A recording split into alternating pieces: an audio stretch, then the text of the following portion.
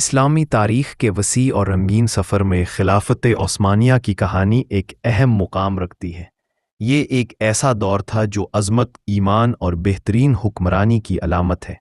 خلافت عثمانیہ کی بنیاد 14ویں صدی کے آغاز میں عثمان اول نے رکھی۔ یہ سلطنت ایک طویل عرصے تک قائم رہی اور اسلامی دنیا کی ایک طاقتور اور بااثر سلطنت بن گئی۔ سلطان سلیمان عالی شان جیسے مشہور حکمرانوں کی قیادت میں سلطنت 3 براعظموں تک پھیل گئی۔ انہوں نے اسلام کو فروغ دیا اور ایک ایسا نظام حکومت قائم کیا جو اسلامی اصولوں پر مبنی تھا، جن میں عدل اور انصاف اور عوام کی فلاح شامل تھی۔ عثمانی حکمران فنون لطیفہ، تعمیرات اور علم میں بھی بہت آگے تھے۔ ان کا مقصد صرف حکومت کرنا نہیں تھا، بلکہ اسلام کی روحانی اور ثقافتی ورثے کی حفاظت اور ترویج بھی تھا۔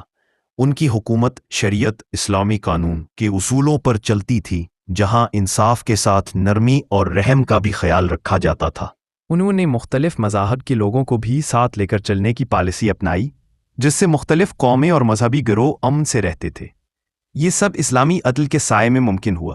خلافت عثمانیہ نے اسلامی دنیا کی حفاظت کا بھی کردار ادا کیا اور مسلمانوں کو ایک قیادت خلیفہ کے تحت متحد رکھا۔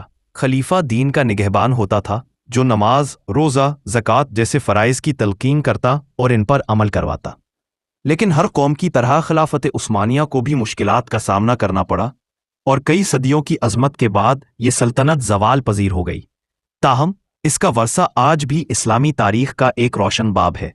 یہ دور ہمیں سکھاتا ہے کہ اگر ایمان اور حکمرانی کو ساتھ ملا دیا جائے تو معاشرہ عدل، اتحاد اور خوشحالی کی راہ پر چل سکتا ہے۔